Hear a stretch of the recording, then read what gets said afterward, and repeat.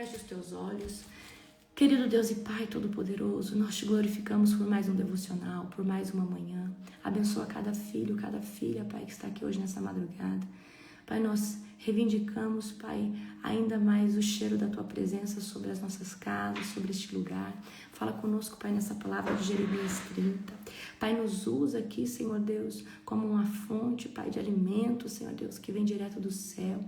Que eu seja o Teu instrumento aqui agora, Pai, no nome de Jesus. Obrigada, Pai, pela madrugada, por cada guerreiro, por cada guerreira, Senhor Deus, que tem despertado para orar, Senhor Deus, pelas suas casas, por esses dias. Nós te glorificamos, Pai, por todos aqueles que têm se posicionado no Teu reino. Em nome de Jesus, amém. Glória a Deus. Queridos, abram comigo em Jeremias, capítulo de número 30, amém? Glória a Deus. O Senhor deu outra mensagem a Jeremias. Assim diz o Senhor, o Deus de Israel. Jeremias, registre por escrito tudo o que eu lhe disse, porque está chegando o dia em que restaurarei o meu povo de Israel e de Judá.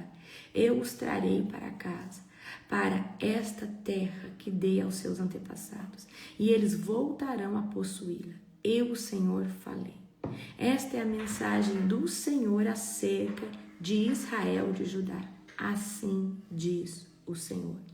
Ouço gritos de medo, há terror e não paz.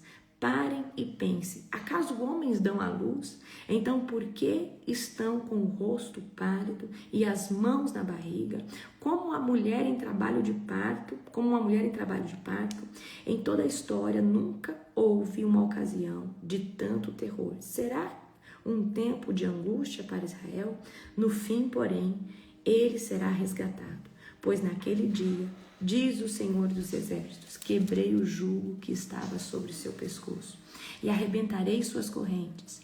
Não serão mais escravizados por estrangeiros, pois o meu povo servirá ao Senhor, seu Deus, e ao descendente de Davi, o rei que estabelecerei para eles. Portanto, não tenham medo,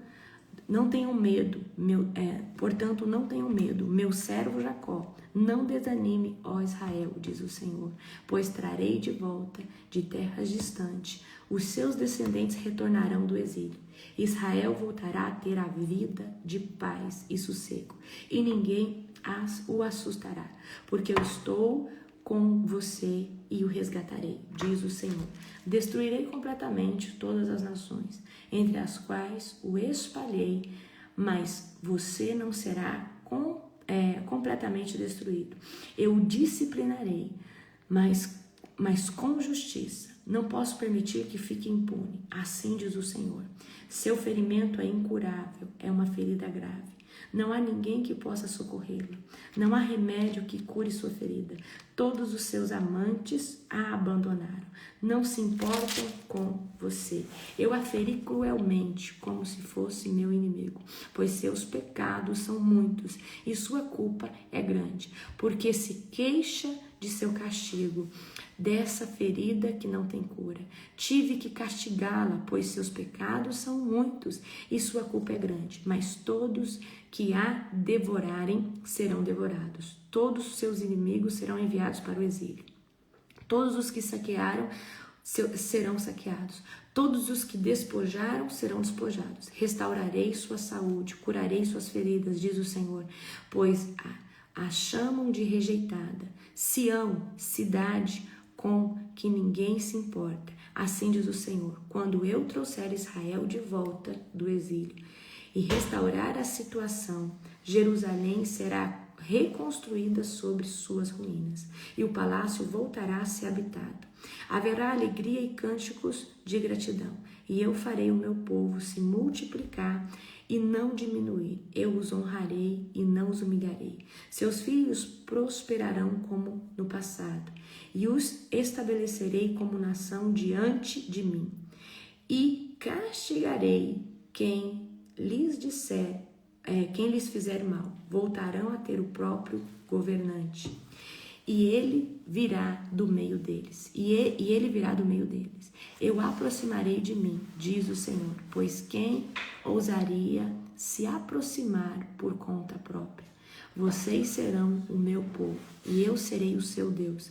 Vejam, a ira do Senhor irrompe como uma tempestade, um vendaval sobre a cabeça dos perversos. A ira ardente do Senhor não passará, até que se cumpra tudo o que planejou em dias futuros.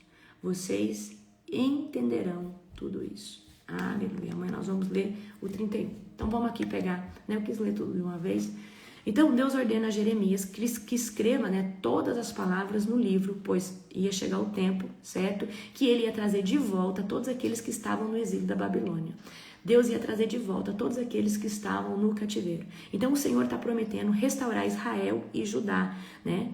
Para eles, que eles possam prosperar e possuir a terra deles novamente, que Deus deu aos seus pais, aos seus antepassados, tá? Então Deus, ele cumpre as suas promessas, só que é no tempo determinado. E aqui, né, a gente viu no capítulo anterior que levantou falsos profetas para falar que logo eles sairiam do exílio e logo eles voltariam, né, para sua terra. Só que isso era uma mentira. Demorou mais de 70 anos para que isso pudesse acontecer. Eu quero que você entenda que muitas vezes Deus, ele trouxe uma promessa, ele trouxe uma palavra, mas ele tem um tempo determinado para se cumprir. Por quê? Nesse tempo determinado, ele precisa te tratar, ele precisa desenvolver um caráter, né, de um filho, de uma filha de Deus, que talvez você ainda não tenha sido forjado completamente. Então Deus, ele guarda o seu povo, Deus, ele tem aí as suas promessas e ele tem o tempo dele determinado para cumprir. Às vezes a gente está há um bom tempo no deserto e a gente não entende o porquê. Nossa, eu estou tanto tempo no deserto. Tem como acelerar o processo? Tem, com obediência radical. Se você obedece pela metade, quanto mais você atrasa, quanto mais você demora a se entregar completamente para Deus, maior é o seu tempo no deserto, maior é o seu tempo de processo. Então, quando eu me posicionei com Deus, eu fui extremamente radical. Eu me posicionei de verdade, porque eu entendi que não dava mais para brincar, não dava mais para tentar fazer uma coisa para Deus certa e continuar fazendo a outra errada. Então, quanto mais você se posiciona em obediência radical, fazendo aquilo que você sabe que é o certo, maior é o aceleramento de Deus. Você sai do deserto mais rápido, você vive as suas promessas mais rápido. É ou não é assim? Olha só, por que você aqui no nosso ministério você vive um aceleramento? Porque aqui eu te convido para consagrar, eu te convido para jejuar, eu te convido para orar na madrugada. E automaticamente essas atitudes, essas disciplinas espirituais trazem sobre você edificação, trazem sobre você mais do Espírito Santo. E aí você tem mais força para deixar pecado, para tomar certo tipo de posicionamento. E aí, de repente, você começou a viver em 30 dias o que você não viveu nos últimos 3 anos espiritualmente. De repente, em 3 meses, você tem um aceleramento, você aprendeu tanta coisa. E você fala, mas por que eu não aprendi isso antes? Porque você não tinha se posicionado, você não se consagrava, você não jejuava. Então, nós precisamos ter uma atitude radical com Deus para viver um aceleramento. Então, se você vai com meio termo, empurrando com a barriga, assim vai ser as promessas, assim vai ser as coisas na presença do Senhor, amém? Então, mesmo quando talvez você fala, meu Deus, eu tô aqui jogado, parece que Deus esqueceu de mim, eu quero que você entenda, há um tempo determinado para todas as coisas, mas existe uma forma de nós acelerarmos o processo, que é através do quê? De uma obediência radical. Quanto mais cedo você obedece, quanto maior for o seu posicionamento, maior é o nível, né, do mover de Deus em relação a você. Então nós não podemos, tá, fazer as coisas de qualquer jeito. Falar assim, eu vou servir Deus de qualquer jeito. Queridos, com Deus não tem qualquer jeito. Ou você tá ou você não tá. Ou você é ou você não é. Deus fala que o morno, ele vomita. Você sabe por que Deus vomita o morno? Porque o morno, ele come na mesa do mundo, ele come na mesa de Deus. E Deus abomina quem não tem uma postura de realmente escolher diante de tudo e de todos.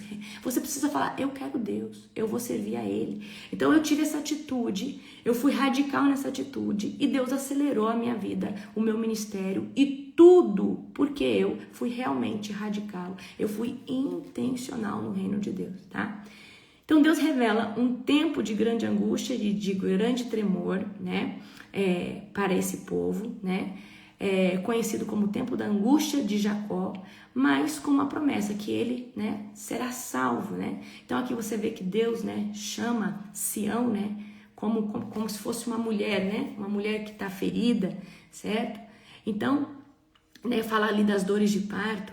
Então Deus, né, ele vê o seu povo, ele vê o sofrimento do seu povo, ele tem misericórdia, e você vai ver que desde o começo de Jeremias, Deus está pelejando com esse povo que é idólatra, é um povo de duas palavras, é um povo de duas faces, é um povo, né, que não busca Deus genuinamente, que vive ali se corrompendo. Então, Deus está falando assim, olha, eu vou quebrar o jugo do inimigo que está sobre o seu pescoço, eu vou romper com as bolas de ferro que estão nos pés de vocês. Mas para isso vocês precisam se posicionar, certo?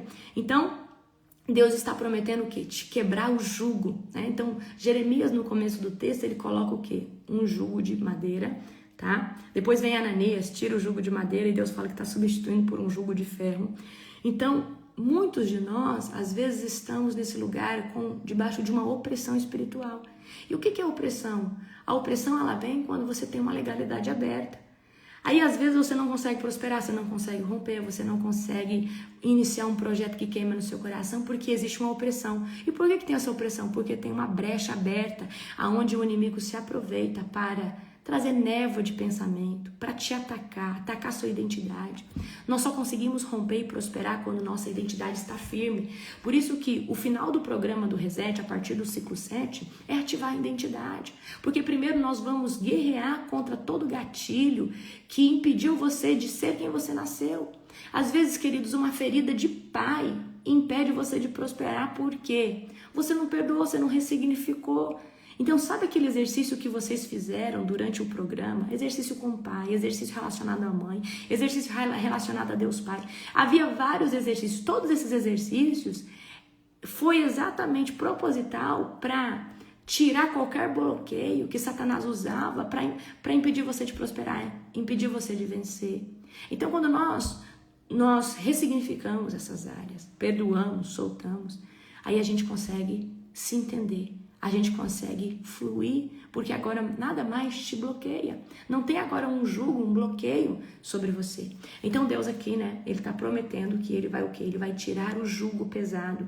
Mas Deus só tira o jugo de quem se posiciona. Deus só tira a opressão de quem realmente fala, Senhor, eu não consigo. Senhor Deus, me ajuda a lutar contra Satanás. Senhor Deus, me ajuda a lutar contra o diabo.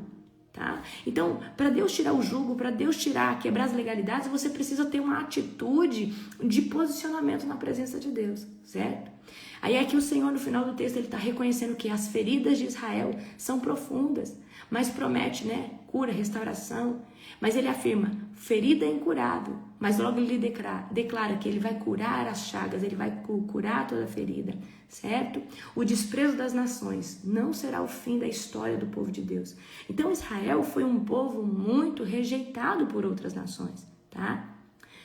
Para que você tenha noção, Israel esse ano fez 77 anos que realmente como que fala? Se emancipou, né, como nação, certo?